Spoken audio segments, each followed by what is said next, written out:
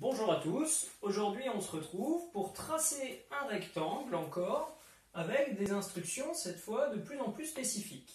Donc on cherche à tracer un rectangle mais on ne nous donne qu'une mesure. Ça peut paraître surprenant, voyons déjà avec un dessin à main levée ce qu'il en est. Mon rectangle s'appelle Noir, N-O-I-R. Qu'est-ce que je sais sur ce rectangle? Je sais que NI, c'est-à-dire en fait une des deux diagonales, mesure 6 cm.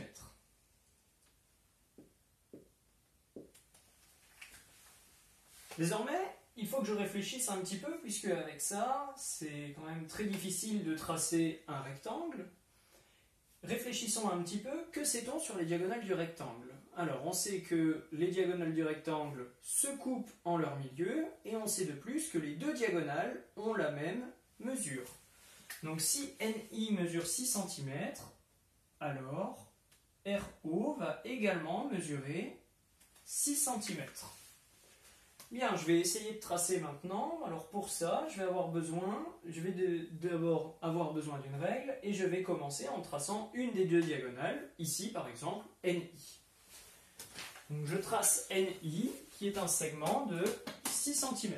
Donc jusque là, rien de compliqué. Alors j'ai déjà tracé ici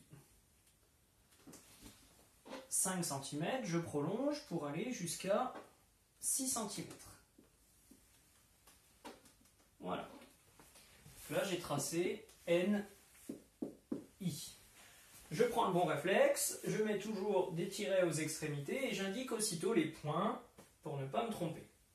Maintenant, il y a un point qui est important, c'est le croisement des deux diagonales, c'est-à-dire le centre du rectangle.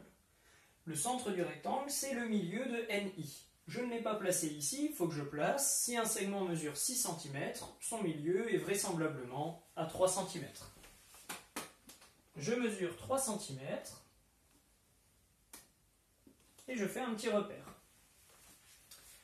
Qu'est-ce que je sais maintenant? Je sais que l'autre diagonale mesure aussi 6 cm et je sais de plus que le milieu de RO est également le point que j'ai indiqué ici. Donc c'est-à-dire que comme on ne m'a pas donné de mesure d'angle ici, j'ai juste à tracer un segment de 6 cm en répartissant 3 cm d'un côté et 3 cm de l'autre. Voilà pour les 3 premiers centimètres. J'obtiens ici le point que je nomme R et de l'autre côté un point que je nomme O.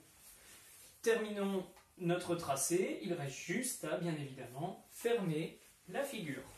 Donc, je ferme la figure et enfin le dernier côté. Voilà, vous avez enfin réussi à tracer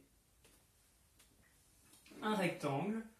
Malgré que nous n'ayons qu'une seule information de longueur, on a tracé le rectangle en fait par les diagonales. Alors il se peut que dans les exercices, on vous donne ici la mesure de l'angle.